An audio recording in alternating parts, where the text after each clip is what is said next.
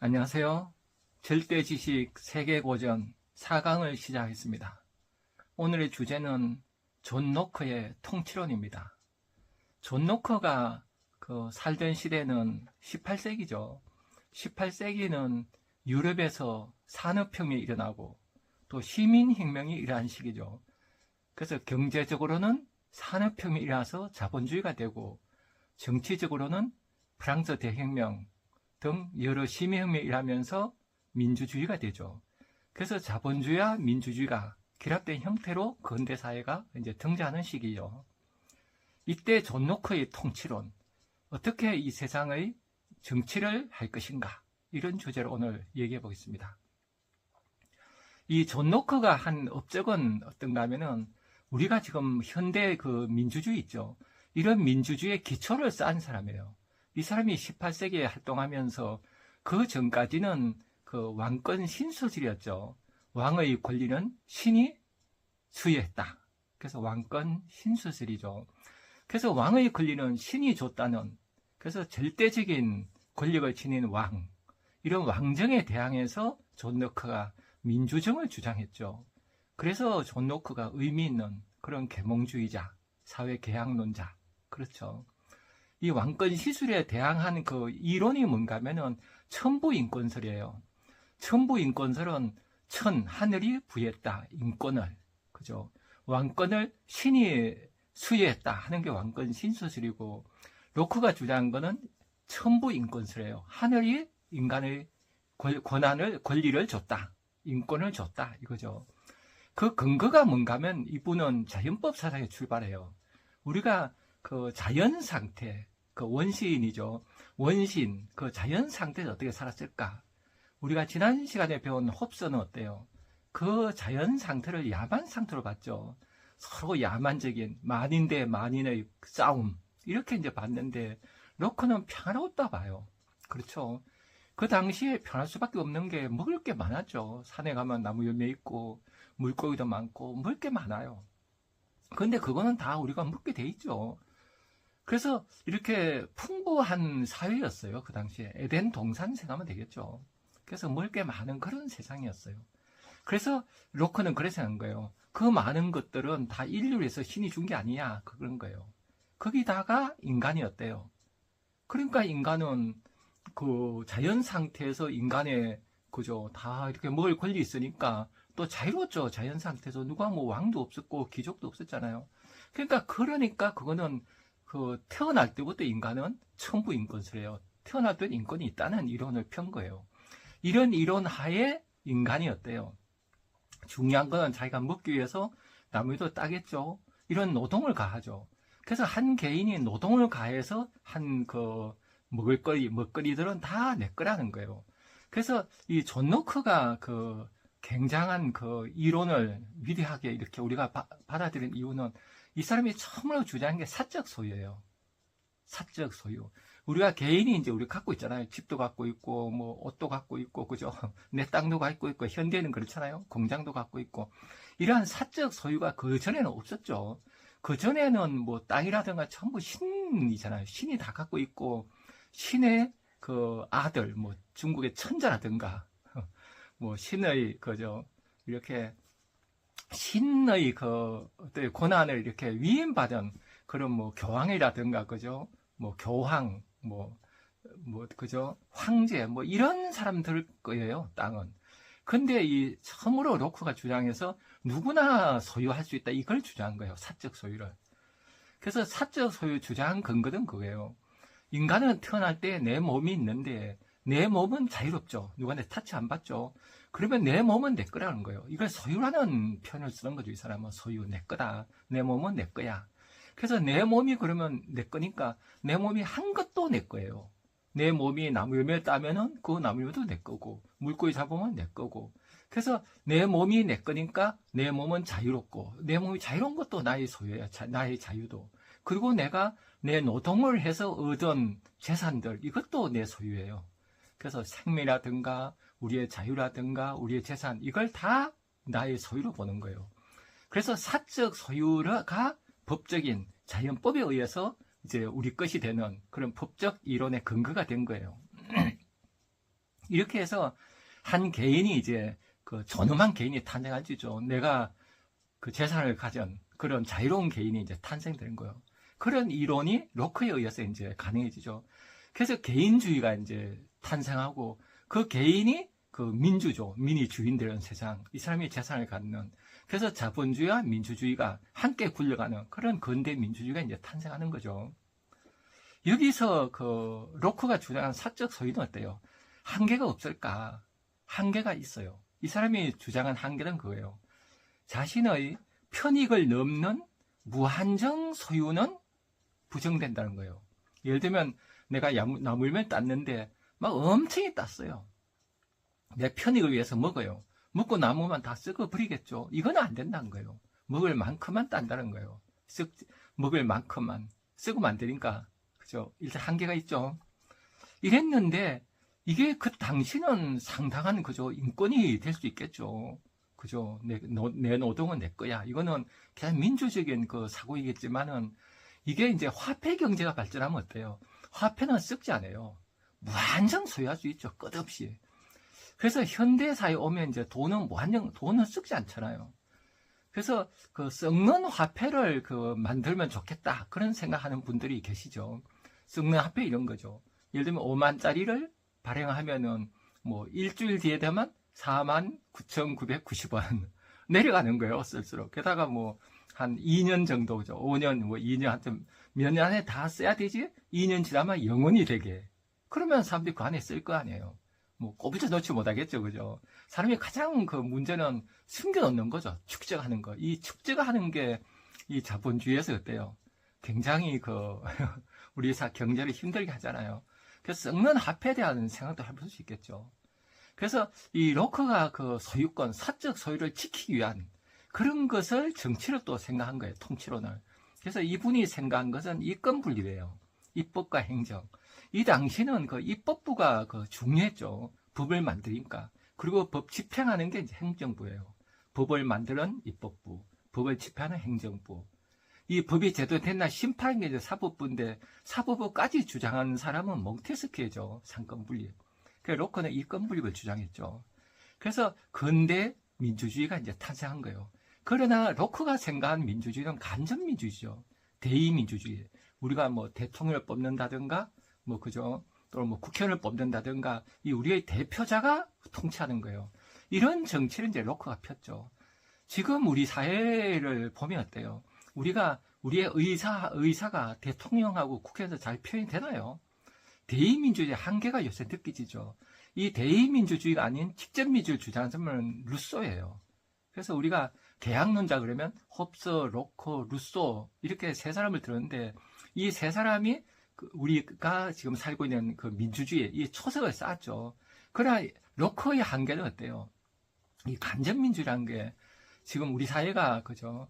그래서 앞으로 인류가 직접민주주의 형태로 가야 되나 난 들어요. 그런데 대한 생각해 볼 수 있겠죠.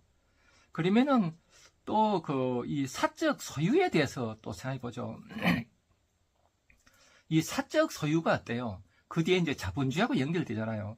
그래서 시장 그 주의, 그 시장이란 게 꼭 우리 눈에 보이는 시장뿐이 아니라 뭐 은행 같은 것도 다 시장이죠. 이렇게 다 거래가 되는 거예요. 돈이 거래되거나 보이지 않는 게 거래돼도 다 시장이죠. 이 시장이 이제 자본주의가 되는 거죠. 그래서 이 시장 그 중심의 자본주의, 자유롭게 놔두는 거죠. 이런 자유주의가 이제 이런 그 로크가 생각한 사적 소유가 나중에 아담 스미스의 자유주의 경제 이론하고 연결되죠. 그래서 자유주의 경제 또 그러다가 어때요? 이 자유롭게 하는 경제는 또 어때요? 내가 그 자유롭게 경제 행위를 해요. 내 소유물을 가지고.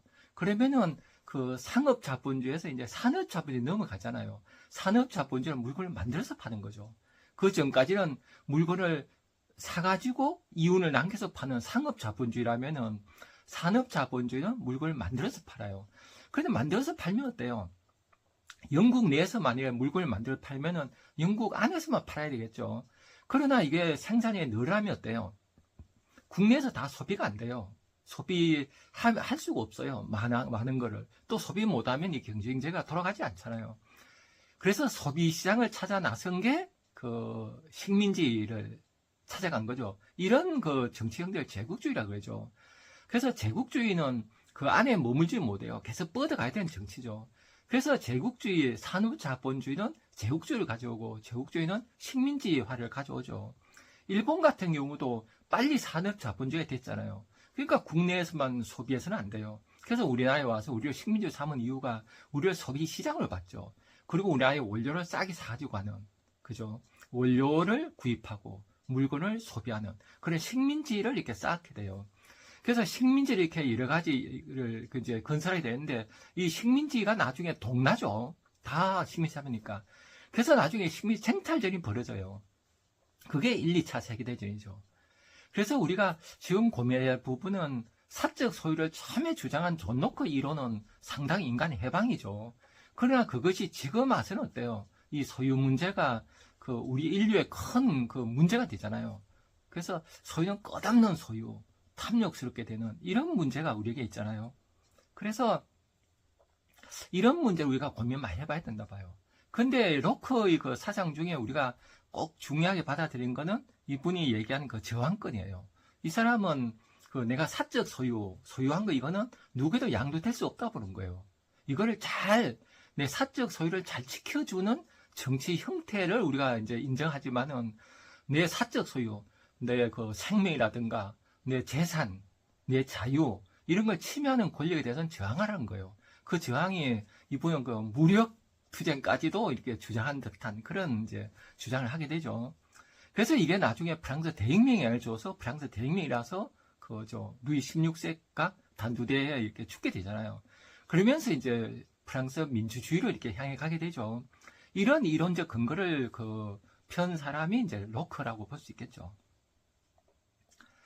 그래서 우리가 이런 존 로크가 이룩한 그 업적이 참 크죠. 우리가 생각하는 이런 지금 우리 갖고 있는 그 권력이 분립된다는 거. 한 사람에 의한 게 아니라 홉스 같은 경우도 권력 분립을 생각 못 했잖아요. 근데 권력 분립을 주장했다는 게 굉장하죠. 권력끼리 서로 견제하게 할 수 있게. 이런 그 생각을 한 게 우리에게 지금까지 영향을 주고 있죠. 그러나 이분이 갖는 한계는 대의민주주의, 간접민주주의를 주장해서 이해에 대한 한계, 또 소유에 대한 문제, 그죠? 이 소유를 어떻게 할 건가는 지금까지도 이제 문제죠, 그죠? 지금 우리가 그 소유를 어떻게 할 것인가, 이런 문제는 나중에 그 사회주의까지 이제 또 가게 되잖아요.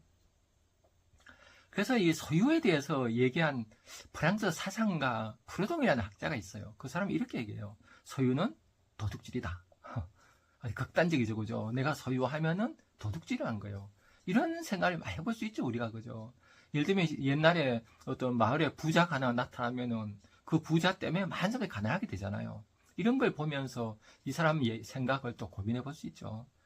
그래서 루소는 다음 시간 우리가 배우는 루소는 이렇게 얘기해요. 소유가 불평등의 기운이다, 그런 얘기예요. 우리가 살고 있는 지금 그죠, 고도 생산 이 자본주의의 가장 큰 문제는 불평등이잖아요. 빈이 빈, 그죠? 이렇게 부익부, 부는 계속 부가 되고 빈은 계속 빈이 되는 이 극단적인 양극화, 이런 문제가 우리가 심각하잖아요. 이런 문제가 로크가 주장할 때는 그죠, 인간의 해방이었지만 지금은 우리가 우리가 억제하는 걸로 나오잖아요. 그래서 루소는 이 소유가 불평등에 대한 기운이다, 이렇게 얘기를 해요. 그 소유에 대한 고민이죠. 이 소유에 대해서 또 얘기한 사람이 유발 하라리죠. 유발 하라리가 이런 얘기하죠. 농업혁명 이전까지는 인간이 자연 경제였죠. 그래서 자연 상태에서는 인간이 평등해요. 그다가 이제 소유를 처음 하는 게 농업혁명 이후에 잉여 생산이 늘어나니까 그걸 누가 소유하게 되면서 이제 불평등이 되고 귀족과 평민이 나눠지잖아요. 계급 분화가 되는데, 그래서 오히려 그전에는 일 적게 했는데 일을 더 많이 한데도 가난하게 되는, 그래서 유발하는 인류 시대의 사기란 말이에요. 그래서 소유에 대해서 많이 고민해 봐야 되나 싶어요. 특히 소유에 고민하는 게 토지 같은 거죠. 토지에 노동을 한 거는 내 거란 말이에요. 어느 정도 맞는 것 같은데, 그만 땅을 소유하는 게 맞는가?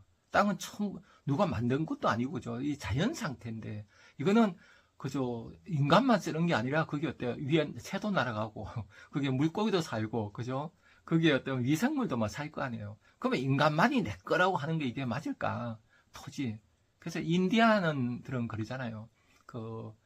그저 유럽 사람이 건너가서 땅을 파라 그러니까 땅을 어떻게 파냐고, 땅은 어머니다. 이제 그래 얘기하잖아요. 그래서 이런 문제가 지금 현대에 많이 고민되는 그런 부분이죠. 그래서 제가 그 시를 한번 또 읽어보겠습니다. 휘트먼이라는 시인이 쓴 시입니다. 짐승, 휘트먼. 나 모습을 바꾸어 짐승들과 함께 살았으면 하나니.